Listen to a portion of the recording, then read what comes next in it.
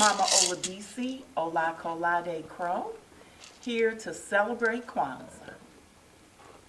I am Mama Nozipo. I am here to celebrate Kwanzaa. I am Kweku Larry Crowe, representing the Dayton Africana Elders Council along with Mama Nozipo and Mama Olabisi. And we're here to tell you about Kwanzaa and to celebrate. So let's start with talking about the history of Kwanzaa, Yeah. the origin of Kwanzaa, the concept of Kwanzaa, and I'm sure you all agree because we've been celebrating. I think between all of us, we've been involved in probably nearly 1,000 Kwanzaas. Oh, yeah. I mean, in one way or another. I've been celebrating since 1972. Yeah, I started in '74, and when did you start, Olabisi? In 72, but it was different from the kind of Kwanzaas that we have now, big community Kwanzaas. It's just in the house. Okay. And we actually didn't know that much about it. And, you know, order of candles and so many different things. I don't know if we had some things on the table that shouldn't have been there or what have you. Because basically we just got word of mouth, you know, information that this was an African-centered holiday. And we had never heard of an African-centered holiday. Yeah, we had some rumors of Kwanzaa in Dayton in those days, and I found out later that here in Dayton, Kwanzaa was celebrated in 1967 Yeah. by the Dayton DARE, right? The Dayton Alliance for Racial Equality. Yeah. Florence Tate, Floyd and Minnie Johnson, Charles Tate, and many others were involved in the first Kwanzaa celebration. I think the sisters of what they call the Black Umoja Society, Right. who had a house over on North Broadway, not too far from here, you know, were the first ones to celebrate Kwanzaa in Dayton. Of course, Kwanzaa was began in 1966 by Dr. Maulana Karenga. He was not a doctor then, but he was the leader of what was called the US organization. Us as opposed to them, basically. There are a lot of speculation about what us stood for, but it meant us as opposed to them, those who are other than us, us meaning Africana people, you know, around the globe. And We used to say that it wasn't justice that we got, it was just us. they got the kind of justice to, yeah. You're right. Exactly. So, but the US organization founded Kwanzaa in 1966 as a cultural expression of unity and Pan-Africanism. Maulana Karenga was very concerned about that. His organization got involved in a struggle with the Black Panther Party, which was fomented by the FBI's COINTELPRO program, which eventually ended up with people getting shot and killed, and Maulana Karenga spending time in captivity, you know, as well as David Hilliard of the Panthers and Huey Newton and other people being caught up in this kind of sabotage by the Yeah. federal government. COINTELPRO stands for Counterintelligence Program. That's right, that's right. So in 1972, he was actually in captivity, incarcerated in California. He couldn't talk about what Kwanzaa was.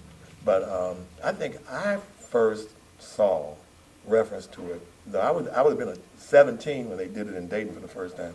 I saw my first reference to it in Jet magazine, where Tony Brown on Black Journal on public television was celebrating Kwanzaa. He had the candles set up, and I said, what is this?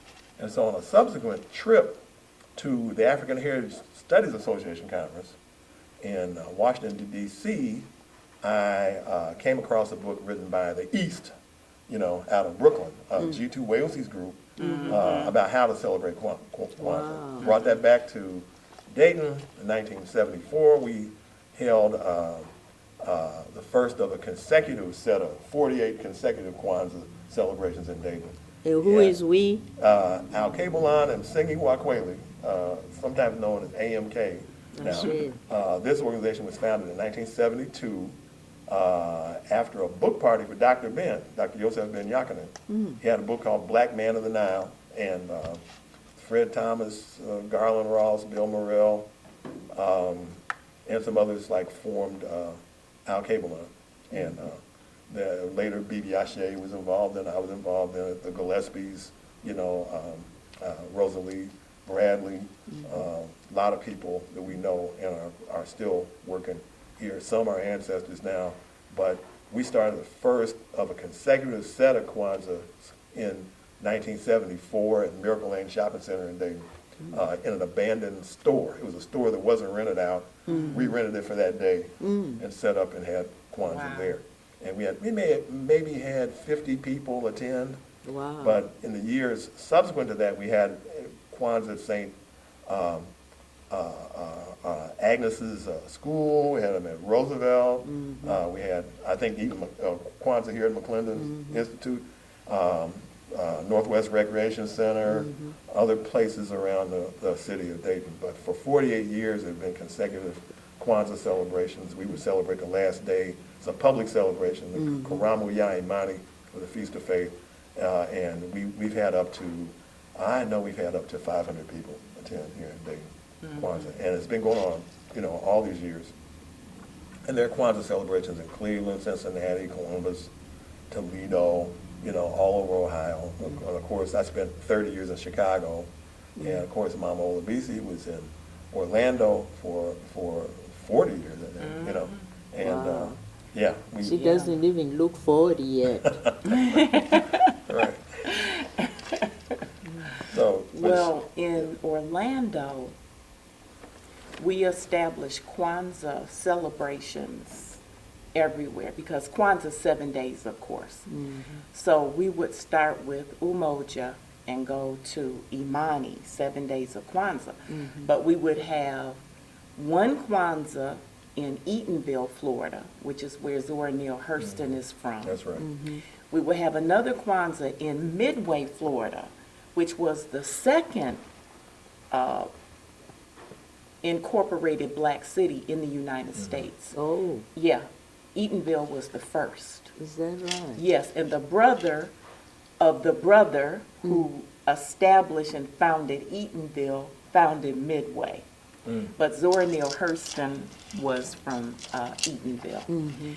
We had Kwanzaa in Winter Park, Florida. We had Kwanzaa in the Three Mass African Art Gallery and Event Center. We just had Kwanzaa Bronze all Kingdom, around us. a lot Yeah, of we them, had it yeah. at Bronze Kingdom at one point. We had Kwanzaa at the Hannibal Square Heritage Center. We had Kwanzaa in all of the community centers. I mean, just over the years, just having Kwanzaa all over. And then when we started doing the whole 7 days of Kwanzaa, that's when we were able to go from community to do Kwanzaa. And it wasn't unusual to have hundreds of people at a Kwanzaa In each celebration. one. Yes, Wow. yes. Yeah. We would have vendors and dancers, and we love presenting African cultural presentations at Kwanzaa. Because really a lot of our children, that's the only time in the entire year Yes. that they see those kinds of Right. presentations. Yeah. Yeah. In Chicago, Yeah. I know they would have big celebrations. The African community of Chicago would do. One of the organizations would take a day. Like Ipe would take Ujamaa. We had the Ujamaa market there. Shule Awatoto did Kukuji Chagalia. The last day was a huge day on New Year's Day, with and it would be held at Kennedy King College or Malcolm X College, some huge place. But Mama Nozipo, when did you first find out about Kwanzaa? Well, I was still in Nashville, Tennessee, when I first found out about Kwanzaa. And my Swahili is minimal, but I could tell there was it sounded like a Swahili name. And when I asked other people from Kenya, Tanzania, And I showed them, and they said, well, we don't spell it like that. We don't have two A's at the end. So I was a little confused. And that's what's so great about Pan-Africanism. I didn't have to worry about that. I just asked the brothers and sisters who were born here, why do you have that a second A? Do you want to talk about the second A? Sure. Well, the US organization wanted to have a focus on the watoto, or young people, for Kwanzaa.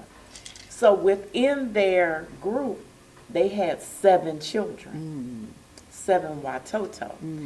They wanted each one of them to hold up a sign with the letters that spell Kwanzaa.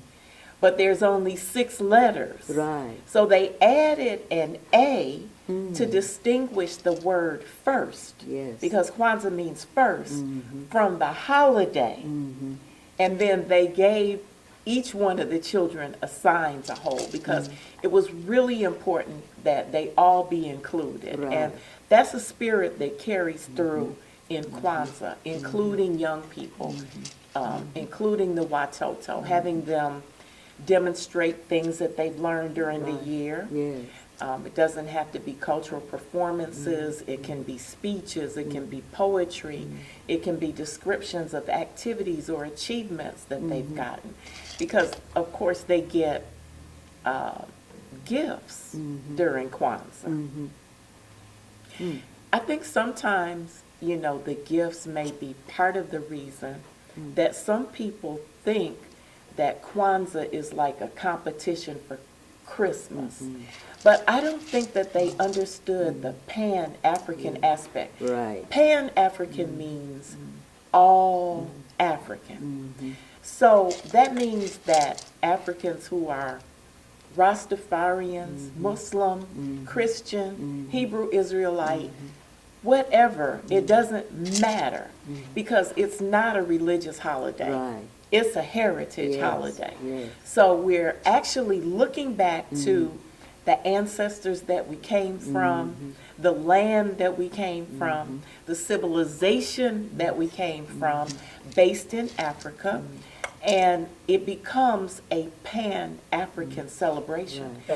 Which is exactly what attracted me, because when I heard that this is the time of the year when Kwanzaa is celebrated, I say, oh, well, I'm from Cape Town, the southernmost tip of Africa, and we have 4 seasons just like here, but our seasons are reversed. When it's winter here, it's summer there. When it's fall there, it's spring here.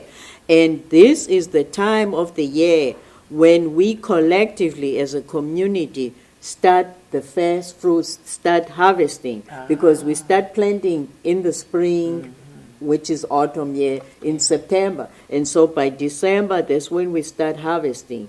And you said something about working together, the collectivity. When it's time for harvest, I just don't go to my little garden or go to my little plot or go to my field or go to my farm. No, we all go to each other's farms. We know that Mama Olabisi is an elder. She cannot do certain things by herself anymore. No problem. The community does the parts that she cannot do. We know that, Mama Nozipo is a widow. She doesn't have a husband to carry the heavy things. We all go and we carry the heavy things. We know Baba Kweku is an early planter. He plants his stuff before anybody else. So we know that his stuff is going to be ready before anybody else. So where do we start? We start at his field and harvest at his field. So when I heard about fresh fruit harvest, I was like, we do that at home all the time. I'm home. So that's that. And then when you talked about the gifts, that's another thing that really attracted me, because the gifts are homemade. Creativity is included in there. Well, by the way, my name means creative, inventive, so gifted. So it fell right into my name. I like making stuff. That's what my name means. And when I grew up, we never heard of a toy store. Never. because we made our own toys, we made our own dolls, because for one thing, the dolls at the store did not look like us. And we wanted to nurture and to learn how to bring up babies who look like us. So we made our own dolls. I'm looking at the corn. We used to use corn, to make dolls. We use wood. We use whatever we had to make our own gift. So it wasn't foreign to me at all. It was home. Well, it's the spirit of Africa, which is a collective spirit, a spirit of working together. And that's really what Kwanzaa is meant to bring to the community. Yes. Because it's not religious, and it's not in competition with any other religion, but it has a spirit. And the reason it has a spirit is because of the Nguzo Saba, 7 principles. It's the only holiday that is based on principles. Right. So, You want to Kwanzaa- say more about the Nguzo Saba? Oh, well, sure. Yeah. I love to talk about the Nguzo Saba. As a matter of fact, I've written a couple of songs about the Nguzo Saba. Oh, wow. Are we going to hear one of the songs? Oh, my goodness. But the Nguzo Saba, these 7 principles, are sort of a guidepost authored by Maulana Ran Karenga. And he was inspired by African thought. He was inspired by African collectivity. He was inspired by the spirit of Ma'at, which comes from the continent. Honors, balance, peace, order, reciprocity. So the Nguzo Saba stands as 7 ways of living. So the first one is umoja. And during Kwanzaa, we light a candle for every principle. So we have the Kanara, and the Kanara has 7 candles. Okay. So we start with the first candle, the black candle. Yes. That's, I like that. yes, I like it too because it represents unity. So by the black candle representing unity, it's letting us know that we're not just talking about universal unity. We're talking about black unity. Yes, ma'am. The unity of African people working together, building together, creating the world that we deserve to live in and to pass on to our watoto. Yeah, we have issues as a black community that necessitate us closing ranks and forming, strengthening our bond with each other. And it doesn't mean that we hate other people or we're trying to get rid of other people, but it means that we know that as political and economic issues and other issues affect us, they affect us worse when we're not organized to do anything about it. So we need to, organize our own community. And so umoja is important in that regard. It's interesting that you felt the need to say that because there are no groups of people that don't bond together. Right. There are no groups of people that don't work together to achieve for their group. There are no groups of people who don't have cultural organizations that preserve their culture. Exactly. But why is it that when we do those things, we have to almost apologize for it? No, we don't have to. We have to excuse ourselves for having something that's for African people by African people. With No other people have to do that. No. Yeah, Kwanzaa is a time where we celebrate ourselves, and as you were saying, it's not a religious holiday, but it is held during the so-called holiday season for a reason. And the reason is because it's a time of year when a lot of people have time off, visit family and friends. It's the end of the year where you make an assessment of what you've done. Right. For, they call it New Year's resolutions, that sort of thing. But it's more than that. We make an assessment of what we've done over the year. We make a plan for next year. We have time off between, a lot of people do, between Christmas and New Year's Day. So that time can be used to strengthen our bonds as a people and work on these 7 minimum, this minimal set of values. Yeah. There may be other values, but this is a minimum set. Right. Well, Kwanzaa starts on December 26th. That allows everyone who celebrates Christmas to Whatever. fully celebrate Christmas because Kwanzaa doesn't start until the 26th. That's right. Right. And So, if you don't celebrate Christmas, that's fine too. You can get right into Kwanzaa on the 26th. yeah, I So, mean, yeah. everybody has their way of knowing, you Right. know, and their way of being. Yes. And we're all African people. Some of us are Christians, some of us are Muslim. It doesn't really matter. You know, Kwanzaa is trying to tell us that what's important, what really does matter, is our unity. Yes. Backing up unity Right. is Kuji Chagalia, self-determination. And it flows right into what you're saying. Yes. What is your description of self-determination? To define ourselves, name ourselves, and speak for ourselves, instead of being defined and spoken for by others. Okay, So that's the, Kuji Chagalia. Yes. Yes. And that's so important. it's the because hardest one to pronounce. So we light another candle for Kuji Chagalia. It's the Right. second And that would day be of on Kwanzaa. their red side. Yes, red- Yeah, this Yes. candle. yes. Yeah. We fire it up. Yeah. And it's then the im- next day Yes. is Ujima.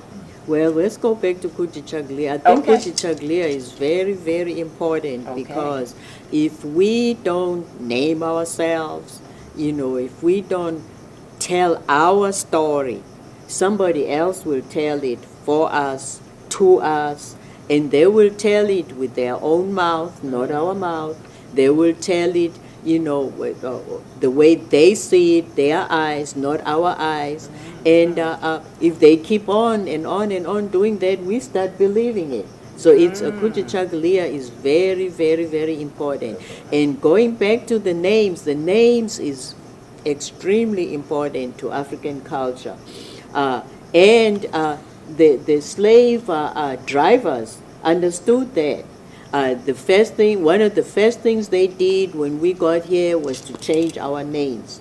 And if they had not done that, we would not be going, you know, to look for DNA and look for, you know, all these different, making money for somebody else to find out where we might have come from. Right. I will give you an example. One day I was just walking down the street and the lady said, "Oh, that lady says you are from South Africa."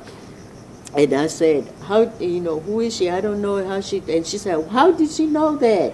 And she asked the lady, and the lady said, "I heard her name was Nozipo, and I know which part of the continent, not the whole continent, which part of the continent that name comes from." So imagine if we had been able to maintain our names, we would know which part of the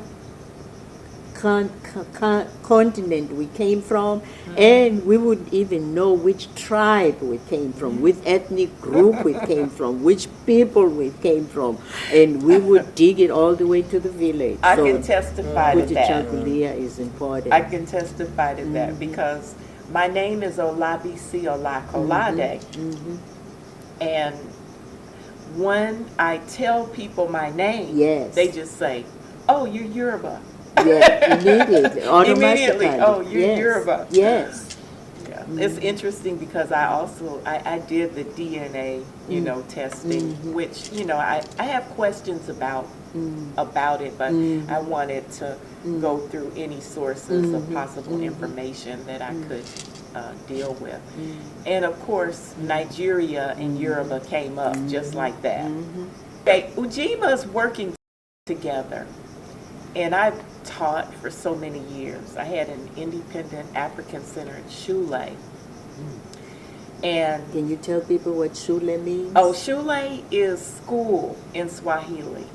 And my school was Shule Ade Tunde. And Ade means pertaining to the crown. Tunde means to return. And so our Shule was returning our Watoto to their original greatness. Yes. Those also happen to be the names of my two grandsons, Oh. Ade Azikwe and Tunde Azikwe. So, yeah. That's awesome. But you can imagine that in a shule, you're always trying to get your students to work together. It's not something that's necessarily taught in the public school system, but in an African-centered environment, we want to have a spirit of Ubuntu, of working together, of promoting each other, lifting each other up, each one teach one. And so Ujima was always coming up, and we were always comparing our behavior to the Nguzo Saba. So it actually was our primary form of discipline in the shule, is comparing your behavior to the Nguzo Saba. Yeah. Now, this is as opposed to teaching children to compete with one another, try to keep, if you can do something, make sure you don't share it with somebody else.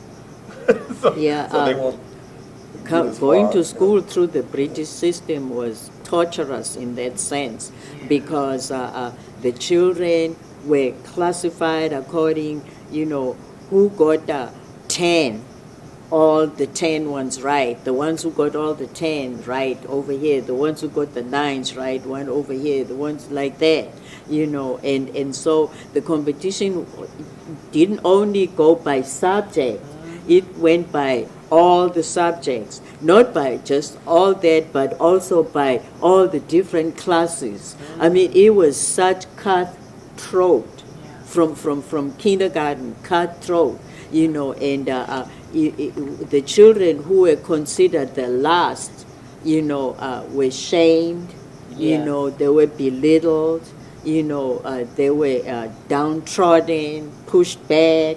There was such a contradiction, because there was un-African. That's not how we were taught to do things at home, in the house. But when you went to the school, it was different. It was very confusing.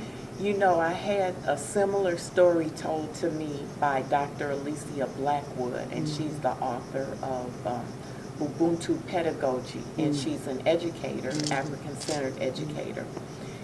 And she said that Jamaica was also colonized by the British, and they had the same British education system, promoted a lot of competition.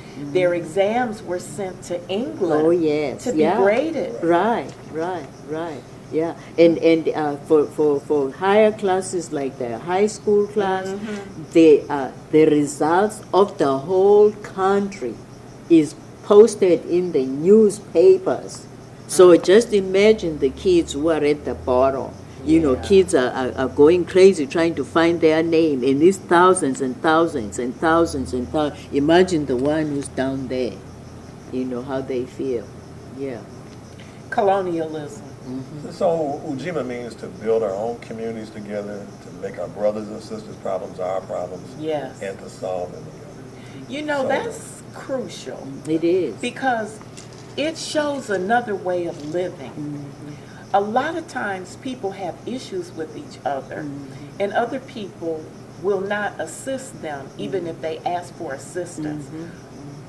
That's their business. That has nothing to do with me. And of course you're not to stick your nose in places where you're not wanted. That's common sense.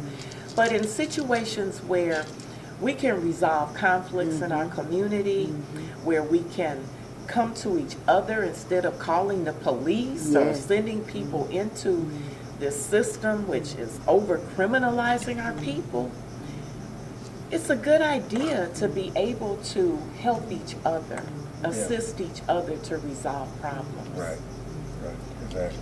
Because my brothers and sisters' problems are my problems. Yeah, you don't need the police if you function like that. Yes.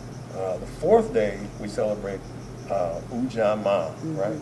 Yeah. And, you want to tell us about Ujamaa?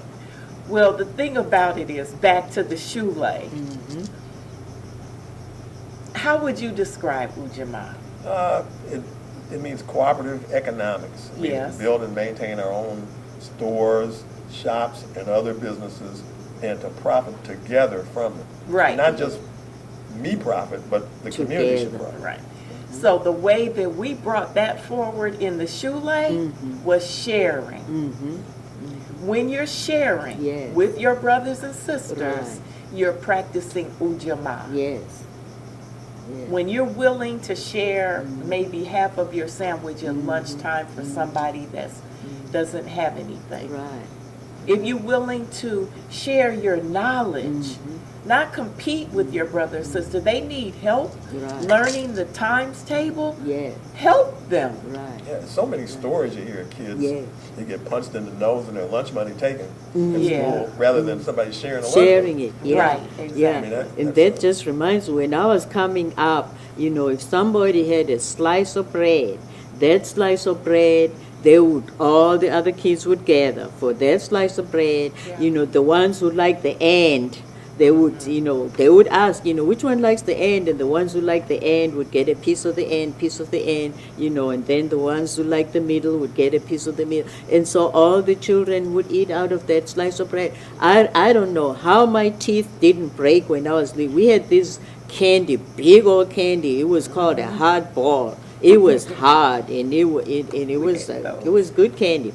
And if we had one of us had the candy, we would take a rock, put it on another rock, and hit it to make little pieces. But that was not enough. If there's some more kids, we would take the pieces and bite them. And give the other kid the other half, and give the other kid the other half. We just grew up like that. So nobody went with gum.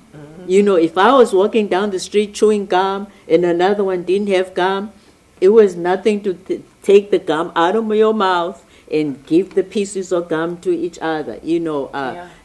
So no child went hungry because the other children wouldn't share. And this is profound, because there was did you remember a book that came out in the 70s called I Thought My Brother? A couple of Harvard professors, black professors, Alan Counter and David Evans, went to Suriname to explore a group of Africans who lived on the Suriname River. This is in South America, just above Brazil. And they went up the Suriname River, and these people had been there since the 1500s.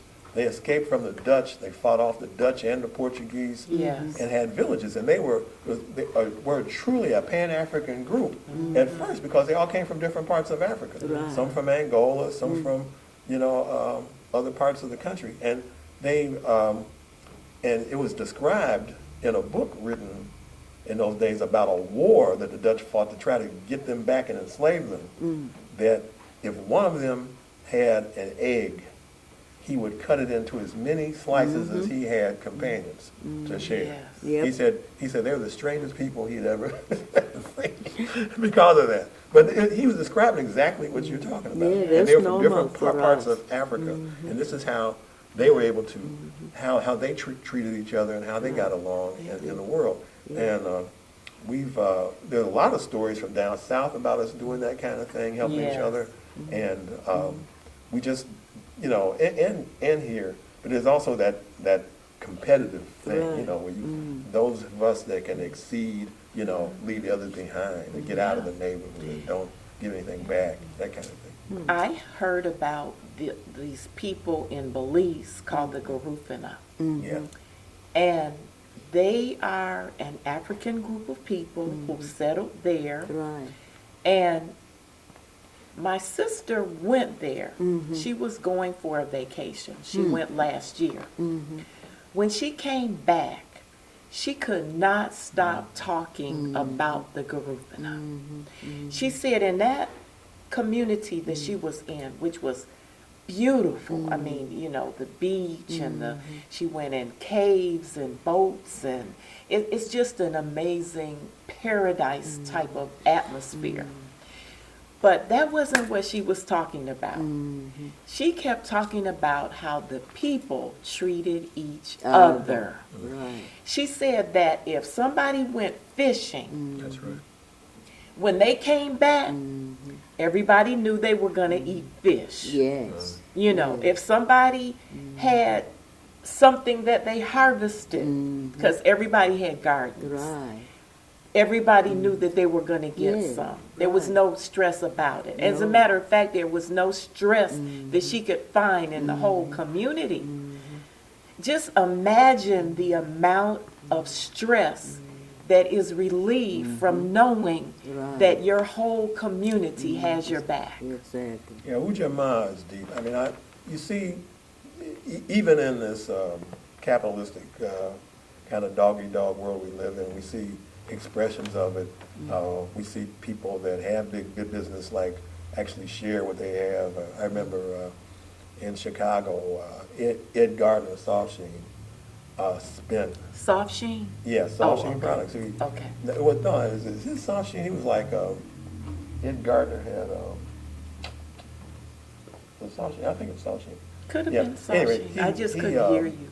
Anyway, when the community was trying to elect its first black mayor, Harold Washington, Ed Gardner sponsored the voter registration campaign. And he didn't make a dime out of it. He put the money out, and we registered enough black voters, Yeah. you know, through his Yeah. agency to, you know, win that election.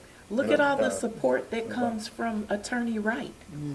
Yeah, But he didn't. There's a good example is where we are at today at McClendon Institute. Whatever the community wants to have or do, whatever, we just call Mama Renee. Mama Renee Yes. McClendon, we need to have a meeting. So, oh, come on. Mama Renee McClendon, we have an engagement. Come on. She's not even here. You know, she let us use the key and come in, you know, and we are using her place. You know, we rearranged it like it's our own. She makes it feel like it's our own, you know, and even the classes that McClendon Institute teaches, Yes.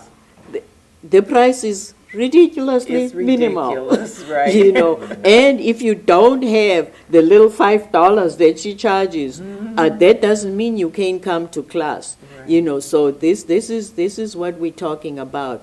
And in terms of passing that knowledge, sharing that knowledge, that's what the Elders Council is about. You know, the Elders Council is not a profit-making organization. No. You know, we don't sell our knowledge. The Elders Council is composed of doctors, lawyers, teachers, historians, artists, you name it, every skill you can think of.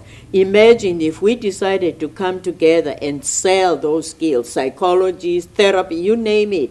I mean, we would have a big old, 17-floor building, selling all these skills. No, we come together to pass the torch on while it's still lit. That's Bishop Norton, our illustrious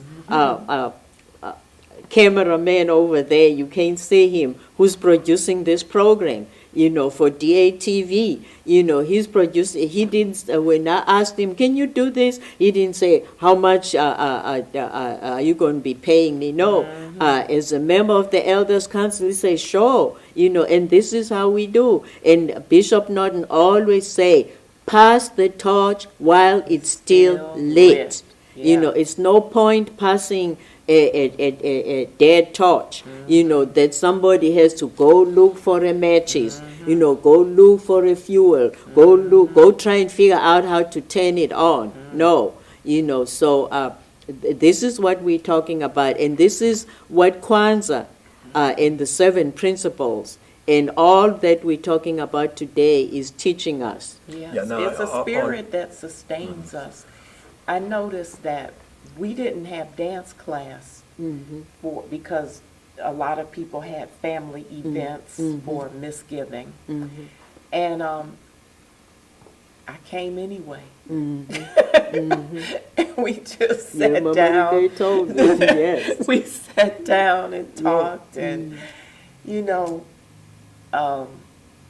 it's just the sharing. Yes. You Yes. know. Now this is, before we run out of time, I just want to make sure we talk about all the principals. Ujamaa, on that day, is normally a market. Yes. And a lot of the vendors that do crafts show up. And we encourage entrepreneurship, you know, on every level. But on Right. that day, usually we have like a lot of vendors set up that have handcrafted items and things they've made themselves that they Well, sell. that goes hand in hand with the next one, Yes. Kuumba. So you got Ujamaa, Kuumba, and you just Well, you got said, Nia next. We got Nia. Okay, but- Let's not skip Nia. okay, but it goes with Kuumba because Yes. the creativity of making the things that you can in turn sell. Right. Right. Because you're not profiting off of other people when you do that. When you are making something, it's your own creation. Yeah. And it's a reciprocity of providing something and receiving payment for And, it. yeah, and you Yeah. have faith That's in your economy. people that they will support you, and that's when Nia comes in. No, Nia is purpose. Oh, no, I mean, Kuumba, Yeah, right, sorry. right, Yeah, Let's go right. back. that's what Kuumba is No, no, great. so- Okay. So Ujamaa is the fourth day. Yes. Fifth day of Kwanzaa celebrates Nia, Nia. which Right. means Yes. purpose, Right. means to make as our collective vocation Right. the building and development of our communities Right. in order to restore them to their traditional greatness. Yes. So it implies that we have to know something about what our traditional Right. greatness is to restore it. We have to do some study. It's not enough just to be black, you have to study black. Right. I'm actually hoping that we will take the time to write and learn more songs Right, from our tradition, learn dances from our traditions, right. so that we can perpetuate those. Right. It's impossible to pass something on that you don't know. Right. And, you know, and to say this, we didn't say this at the beginning, but then Nguzo Saba comes out of a larger body of thought that Dr. Right. Karinga came up with called Kawaida. Right. And Kawaida means tradition and reason. Yeah. So not only do we look back at African traditions, but we also come up with strategies that address the problems that we have Right. now in a new way. We are constantly assessing ourselves and making ourselves better, keeping the riches of the past and then moving into the future. So we think about that during Nia, and the fifth day. The sixth day is Kuumba, which Creativity. we have all these artists here. Mama Nozipo's an artist. Yes. Mama You are an Olabisi is an artist. artist. I'm You're an artist. We have the great Mama Renee. Mama Bing Davis, Mama Renee, all Yeah, these people so in the many community. artists, yeah. Yeah, James Pate, and we have Brother Shamba, who's Yes. a great djembe Sierra player here. Leone. And Sierra Leone, oh, gosh, yeah. Yes, We can just keep we have- naming them. we can- And Dayton has a rich Yeah. tradition of Dayton, art. yes. With all the jazz, the funk, I mean, the whole Yeah. thing, you know. We have classical musicians that come out of here, Yes. Dayton Contemporary Dance Company. We have, there's so much here. People in the textile, art, all sorts of things. Oh, yeah, But- talking about textile, Lamore. Yeah, Oh, my yeah. gosh. Yeah, and all these people, photographers. Well, that's And one of the Sean, reasons our that, warrior, Sean yes, Houston, our warrior. Oh, my gosh. Yes, Yeah, a lot of the old jet centerfolds were shot Right. by Yeah. Ellis Finley Right. and other people from Dayton. But of course, people would get bored with me in Chicago for pointing out where Dayton pops into everyday life. They call me a Dayton chauvinist, Yeah. But And- there's a lot of creativity here, Right. and on that day, Yes. we usually have Right. cultural presentations and Kuumba, drama, that's drum right. and dance, always Yeah, performs. Mama Renee's group, the Kuumba I'm Drum so and Drum glad Dance you Company. said that, Yeah. because it's like we sometimes forget that culture is combined with reason, Yes, that we keep developing Right. it. That's what becomes civilization. right. Our ancestors were the civilization bringers. So you don't just take your culture, put it on a shelf or a museum and just look at it. And you won't go You far if do that. continuously develop it, Right. because that's what civilization is. Yeah, Right. that's right. Yeah, and Africans have always been a civilizing force on planet Earth. So we have people here who are thinking deeply about the future. Yes, Afro-futurists. And, Yes, Yeah. Jay the big, Webb and his wife. Abiodun. yes. So we have this big cultural phenomenon now called Wakanda Forever, Black Panther. The movie, the designer of the movie is Yes. a sister from Dayton. Yes. Yeah, Right. Hannah Hannah Beachler, Beachler. Yes. who did the design, Yes. the film design for Ryan Coogler's movie. Right. Who's, you know, so I mean, we have a lot of people. And doing she this. did an excellent Yeah. job, just looking at the clothing, you know, looking at the facial decorations. Yeah. You know, if you're from Africa, you can immediately, like when I went to see Wakanda, my grandkid and my great-grandkid took me, I could recognize, you know, the different peoples from the different parts of Yes. Africa. You know, they even included, there was a lady from Namibia there, you know, countries which people don't necessarily Close. hear much about, and I was very happy. And of course, I was tickled because they were speaking Xhosa, which is my language. And I said, they should have called me. I could have taught them how to pronounce it. But that took me home. And the fact that T'Challa's father, I grew up with him. You know, Oh, the actor that played him. the father of T'Challa, Okay, the older uh-huh. guy. Yeah, Oh, my yeah. goodness. So it was very interesting. You know, it makes you feel good, you know, to see that even though, you know, we were removed from our continent and thrown in Jamaica, thrown in India, thrown all over the place, the umbilical cord was never cut. Right. We're still connected. That's right, that's right. So the last day of Kwanzaa, the seventh day, we celebrate Imani, which means My faith. granddaughter's And name. not faith in deities, but faith in each other. It means to believe with all our hearts in our parents, our teachers, our leaders, and in the righteousness and victory of our struggle, which we have never stopped. We have never stopped struggling since we've been in this country. Yes.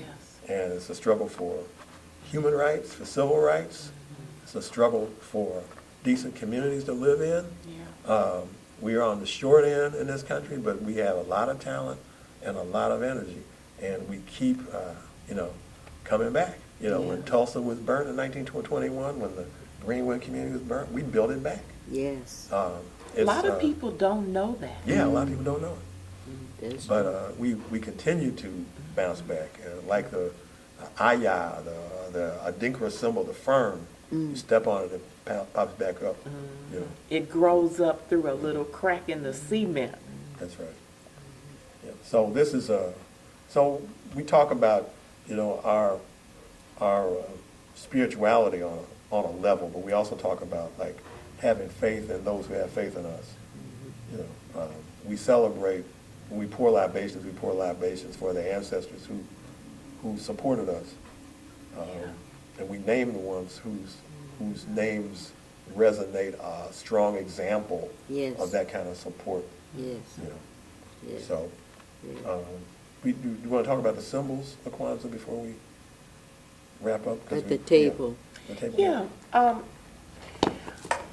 Kwanzaa symbols like the Nguzo Saba are in 7. For some reason, the human brain remembers things better in sets of 7. It's not because it's more or less, because people have difficulty remembering things that are 6 or 5. It's easier to remember them if they're in 7 rather than 8 or some other number. So I just find that, you know, something interesting. You know, I'm always interested in how the brain works and why we have the thought processes that we do. But symbols are such an important part of the human thought process. We know they're very powerful. So using symbols such as hieroglyphs or the commercial symbols, we find that even without words, they have an impact. You know, it's like the big round circle with the dot in it. All our children know that that's Target. If they see two arches, they all know that's McDonald's. So the power of those symbols is utilized in Kwanzaa for us, by us. So we start with the mat, the mkeka. And the mkeka is a representation of foundation. It's a woven mat, so we're also evoking that our foundation is in Africa, that our foundation is from our own land, by our own people, through our own hands. We also have the symbol on top of the table. Now, this table has 6 ears of corn. Now, if this was in my home, it would represent that I have 6 children. If I have 5 children, I need to remove one of these.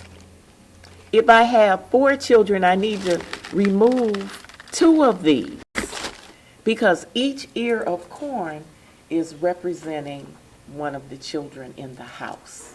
So when you have a big community Kwanzaa celebration, you just put a lot of, ears of corn. You don't have to have one for every child that's in the place. You could have 100 people. So that wouldn't be, that wouldn't really work. But in your home, you have a finite number. So you put the number of ears of muhindi.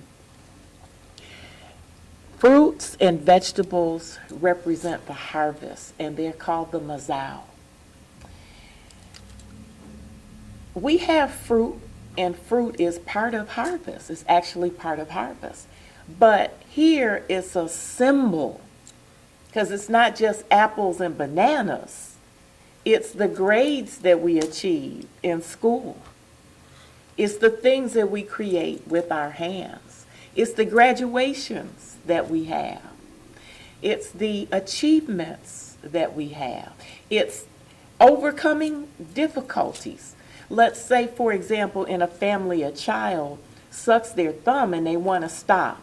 Well, if they were able to stop that and achieve that, then that would be part of what's celebrated during Kwanzaa. It's a representation of all that we have achieved in the past year, because we're not going back further than a year, because we're going to celebrate Kwanzaa every year. So it's only in that time frame. Over there on that side, we have a beautiful cup with the Kemetic symbols on it, representing the origin of African civilization in the Nile Valley. And that's called a kikombe cha umoja. So kikombe is the cup, cha is 4, umoja is what? Unity. Unity. Unity. So it's a unity cup. In the Do family, we use the cup? yes, in the family, we use the cup to, I've actually, over the years, seen this done different ways. I went to a public Kwanzaa where they had these little cups, and they had the trays of cups. And when it came part for the kikombe cha umoja in the Kwanzaa ceremony, they passed it out so that everybody had a little bit of water to drink while the Officiator drink. yes, right. The facilitator, officiate, drank from the kikombe to symbolize that we were all drinking together. The old days, we used to drink out of the same bowl of liquid. Yes. And pass it around. Oh, yes. Oh, And yes. drink it, yeah. Yeah. But that was way before COVID. Yes. So, yeah. We also have the symbol of the bandera and the symbol of the Nguzo Saba as kind of auxiliary symbols. They're symbols that You don't necessarily have to have them, but you can have the 7 principles printed up nicely on your Kwanzaa table. That's a tradition. What is a bandera? It's the African flag, the red, black, and green. Oh, where did that start come from? Well, the red, black, and green flag is one that symbolizes African liberation. It's an African liberation flag. So with an African liberation flag, the colors represent, and this has changed through the years, but the colors represent black for the people, green for the land, red for the struggle and the blood of African people. So, of course, where did the concept of us having our own flag come from? well, primarily from Marcus Garvey, because the UNIA was one of the largest mass movements of African people in the United States to connect with Africa. I mean, that was the beginning of Pan-African or perish, becoming Pan-African or perishing as a people. We also have gifts as a part of Kwanzaa, and we talked about that. In this case, they're books. Yeah, books are important. We have musical instruments. Usually they're handmade.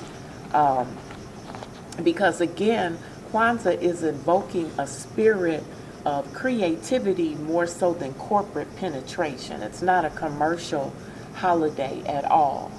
I even object to people having Kwanzaa celebrations and charging people to come to the Kwanzaa celebration. It's like paying to come to your birthday party. Kwanzaa is a birthright of African people, and it's open to be celebrated by all African people. Before we end, does anybody know if there's a Kwanzaa celebration this year in Dayton, Ohio? Yes, I do. I think we all do. Yeah. Is that why we're here? Yeah. Do we now? The Dayton Africana Elders Council and its affiliate Nation Builders and Warriors are hosting Kwanzaa this year, beginning December the 26th. It's a Monday, I believe, and through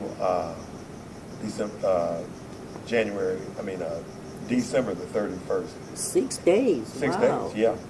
And we're going to be at New Hope Lutheran Church, 2000 Catalpa. And one of our members, who's now an ancestor, Reverend Dr. Robert Jones, established the use of that church for us when he was a pastor. And the congregation wants us back this year. So we're going to be hosting 6 nights there, from 6 to 8 every night from the 26th through the 31st. And we're going to have the Kumba Drum and Dance Company is going to perform. Our elder Bing Davis is going to present Black Lives as Subject Matter, an exhibit that was held here at the Dayton Art Institute in Springfield and in Columbus. Award-winning, yeah. He's going to talk about that. We're going to have movies. We're going to show the film The Black Candle. And we're going to do a lot of things. So it'll be activities for children, there'll be vendors. Kitty Coo. Yeah, Kitty Coo is going to be shown. It should be a lot of fun. So you'll see a lot of people you know there. You'll have discussions and connections that you wouldn't have otherwise. Kwanzaa brings people out. And I know I used to, every time I would go, my children would groan because I would see somebody else I knew. So everybody's welcome. Yeah, but they would have things to do as well. But it was like, yeah. So that's our Kwanzaa celebration for this year. And it's in person this year. This is the first time it's been in person for 2 years, I guess, 2 or 3 years since COVID hit. Yeah. So we're all looking forward to it. I'm looking forward to seeing people in person celebrating Kwanzaa. Yes. So everybody's invited. It's a Africana cultural holiday. It's for us. It's so that we can make ourselves stronger and more thoughtful, more more insightful, more prosperous. And so I'm looking forward to it again this year. Okay.